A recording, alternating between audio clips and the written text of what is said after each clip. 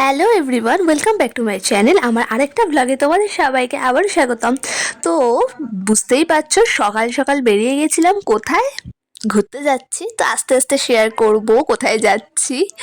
যারা ফেসবুকে আছো তারা তো জানোই কোথায় গেছিলাম। তো এই যে ট্রেনে উঠে গেছিলাম। তো বলেই দিই, আজকে যাচ্ছিলাম হচ্ছিল মায়াপুর। আমরা আর আমার ছোট বুয়ার ফ্যামিলি। তো আমাদের টালা স্টেশন থেকেই ডাইরেক্ট একটা ট্রেন আছে কৃষ্ণনগর যাওয়ার। তো ওইটা সকাল 8টায়, সেই ট্রেনটাই ধরে নিয়েছিলাম। আর ওই ট্রেনটা ধরার আরেকটাও কারণ ছিল, ট্রেনটা একদমই ফাঁকা হয়। মানে কৃষ্ণনগর লাইনটা তো জানোই যা ভিড় হয়, কিন্তু এই ট্রেনটায় কোনো বেশি ভিড় হয় না, বেশ ফাঁকা হয়। আর আমরা তো খুব মজা করে আনন্দ করে একদম চলে গেছিলাম, আর খুব তাড়াতাড়িও চলে গেছিলাম। আর এইদিকে দেখো দাদা, আমরা তো একটু মানে অনেকক্ষণ জার্নি করে এসে তো একটু বাথরুম টাথরুম করছিলাম, আর দাদাকে সব ব্যাগ ধরিয়ে দেওয়া হয়েছিল। তো এই যে এখন হচ্ছে হলো টোটো বুক করা হবে। তো টোটো বুক করে আমরা ডাইরেক্ট চলে এসেছিলাম হচ্ছে হলো মন্দিরে, মায়াপুরে। তো সেখানে ঢুকেই আমরা ফার্স্টেই কুপনটা করে নিয়েছিলাম, মানে লাঞ্চের কুপনটা। ওখানে তো তোমরা জানোই বিভিন্ন ভবনে বিভিন্ন লাঞ্চের ব্যবস্থা আছে। তো আমরা গদা ভবন থেকে 80 টাকা করে সবার জন্য টিকিট কেটে নিয়েছিলাম। আর এখানে দেখো ইস্কনের মন্দিরটা, এটা যে কবে তৈরি হবে, আমি 10 বছর আগেও যেমনটা দেখে এসেছি এবারও তেমনটাই দেখে এসেছি। উম, যবে তৈরি হবে তবে তো আমি যাবই অবশ্যই। এই যে মন্দিরটা কিন্তু খুব সুন্দর হচ্ছে, খুবই সুন্দর। কবে যে চালু হবে, কবে যে যাব, এটার অপেক্ষাতেই আছি। তারপর টিকিটটা কেটে একটু মন্দিরটা ঘুরছিলাম, বেশ ভালোই লাগছিল ঘুরতে।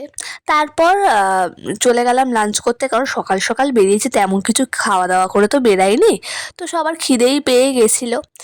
তো এই যে চলে আসলাম। এটা এখান থেকে হচ্ছে হলো লাইনটা মানে যাচ্ছিল, খুব একটা বেশি লাইন ছিল না। আমরা ঢুকে গেছিলাম। তো গদা ভবনে গিয়ে সেখানেই আমি শুনেছি সেখানকার খাবার দাবার ভালো। আমরা আগেও যেবার গেছিলাম সেবার গদা ভবনেই গেছিলাম। তো এবারও তাই গদা ভবনের খাবার দাবারই ভালোই লাগে আমাদের বেশ। তো সেখানে গেলাম।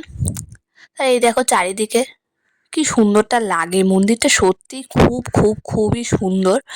আর এই যে ছোট বুয়া, তোমরা তো চেনোই।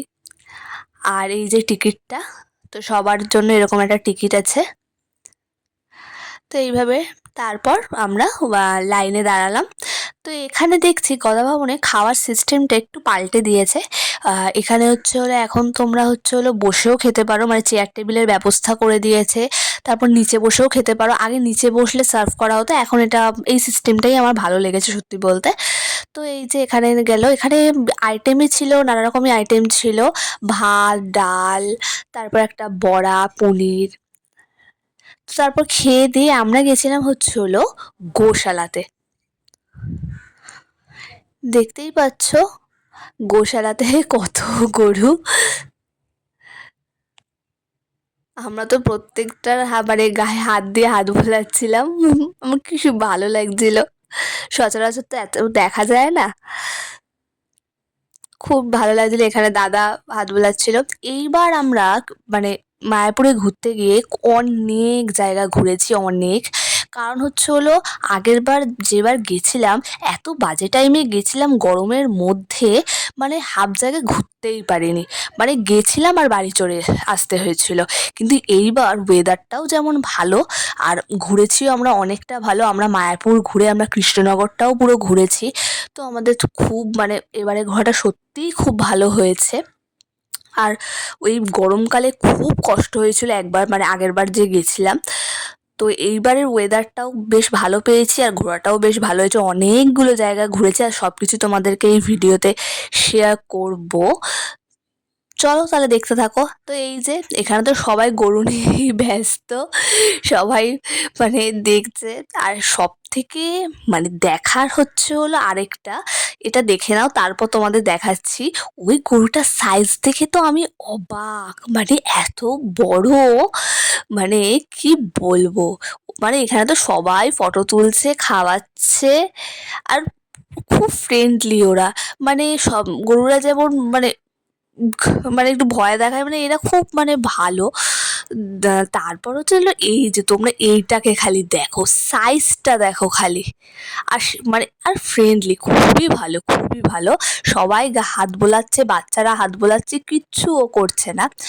তারপর হচ্ছে হলো সেখান থেকে গোশালা থেকে বেরিয়ে আমরা গেছিলাম হচ্ছিল সেখানেরই একটা পার্কে।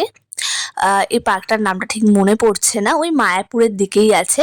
তো সেই পার্কটায় গিয়ে বেশ ফটো টটো তুলছিলাম। আর পার্কটা যা সুন্দর ছিল কি বলবো, দেখতেই পাচ্ছ চারিদিকে গ্রিন। আর লাস্টের মাথায় আসলে দেখা যাবে হচ্ছে এই নদীটা। আর এখানটা কি ঠান্ডা, মানে কি বলবো, একটা মানে সুন্দর দৃশ্য।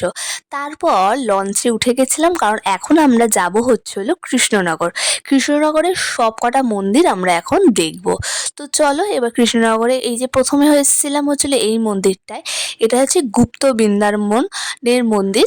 গুপ্ত বৃন্দাবনে ওই একটা মানে ঠাকুরের পুজো হয়। আর নিচে আরেকটা টিকিট, মানে 10 টাকা করে টিকিট দিয়ে ঢুকে সেখানে একটা মানে ওই বৃন্দাবনের সব একটা দিয়ে মানে ফটো দিয়ে একটা খুব ভালো একটা জিনিস বানিয়েছে, এই যে দেখো। তো সেখানে গেছিলাম দেখতে। তো মোটামুটি এটা ভালোই ছিল, আমাদের ভালোই লেগেছে মন্দিরটা, দেখতেই পাচ্ছ খুব সুন্দরই লেগেছে। এবার আমরা মানে বেশ টাইম মতো গেছিও আর টাইম মতো বাড়িও চলে এসেছি, মানে বেশি রাতও হয়নি আর সব কমপ্লিট করতে পেরেছি। আর এই যে এখানে দেখতে পাচ্ছ এখানে পঞ্চপাণ্ডবদের মূর্তি সব রাখা, সবই ঠিক আছে, কিন্তু মাঝখানে পুতুলটাকে কেন রাখা হয়েছে এটাই হচ্ছে আমার প্রশ্ন। কেন ওই পুতুলটাকে রাখা হয়েছিল। তারপর হচ্ছিল এখানে খুব ভালোই মানে লাগছে। তারপর সেখান থেকে বেরিয়ে আমরা গেছিলাম হচ্ছে হলো মনসা মন্দিরে। এই মনসা মন্দিরটা নাকি হচ্ছে স্বপ্নে পাওয়া। তো এই মন্দিরটা দেখে বেরিয়ে আমরা গেছিলাম হচ্ছে পোড়ামাতলায়। তো পোড়ামাতলার এখানকার শুনেছি খুবই জাগ্রত এখানকার ঠাকুরটি। তো সেখানে গিয়ে আমরা একটু ডালা কিনে নিয়েছিলাম, সবাই কিনেছিল, মানে বুয়াদের ফ্যামিলিও কিনেছিল, আমরাও কিনেছিলাম। তো ডালা কিনে সেখানে পুজো দিয়েছিলাম আমরা সবাই। এখানে নাকি পোড়ামাতলাটা খুবই জাগ্রত। তো আমরা কোনোবার আসিনি, এইবারই ফার্স্ট গেলাম। তো ভালো লাগলো বেশ জায়গাটা, পরে আবার যাব অবশ্যই। তারপর আবার টোটোয় বসে গেলাম, কারণ একটা টোটো বুক করে নিয়েছিলাম, সেইখানে সেই সব জায়গাগুলো আমাদের ঘোরাচ্ছিল আর খুব তাড়াতাড়ি ঘুরিয়েছিল। তো এই যে এখন যাচ্ছি হচ্ছে হলো, আই থিঙ্ক এবার যাচ্ছি হচ্ছে সোনার গৌরাঙ্গ দেখতে। কিন্তু সোনার গৌরাঙ্গ দেখতে গিয়ে আমরা কোনো ফটো টটো তুলতে পারিনি, কারণ সেখানে ফটো তোলা অ্যালাউ ছিল না। তারপর আমরা গেছিলাম হচ্ছে হলো দই খেতে। কৃষ্ণনগরে গেলে দই না খেলে তো যাওয়াটাই বেকার, সেখানে বিখ্যাত লাল দই তো খেতেই হবে। তো তার জন্য গেছিলাম হচ্ছে হলো লঞ্চের সামনেই একটা দোকানে, ওখানকার দইটা নাকি সব থেকে বিখ্যাত। এই যে দেখতেই পাচ্ছ, তো সবাই আমরা দই মিষ্টি, আমি খালি দই খেয়েছিলাম, বুয়ার পিসুন দাদারা মিষ্টি খেয়েছে। এই যে দইটা ভালোই লেগেছে, আমার খুবই ভালোই লেগেছে, এটা অন্যরকম একটা স্বাদ। এই যে পিসুন আর দাদা ওদের মিষ্টি দিলে তো আর কিছু লাগে না। তারপর আবার আমরা লঞ্চে উঠে গেলাম, এবার আমরা যাব হচ্ছে হলো ট্রেন ধরতে, কারণ এবার তো বাড়ি ফিরতেই হবে। তো এই যে লঞ্চে উঠে গেছি সবাই, এবার যাব হচ্ছে হলো স্টেশন। আর কি সুন্দরটা লাগছিল, বেলা পড়ে গেছিল আর লঞ্চ করে যেতে দারুণ লাগছিল।